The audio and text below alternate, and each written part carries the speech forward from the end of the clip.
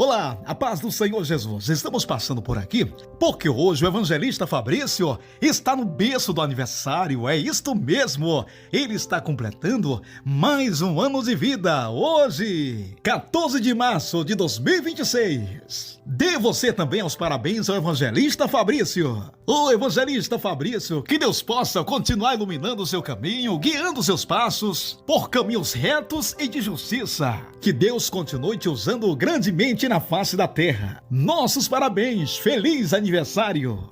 Amigo, não se esqueças de mim em tuas orações, pois não me esquecerei de ti. Embora você não saiba das minhas dificuldades,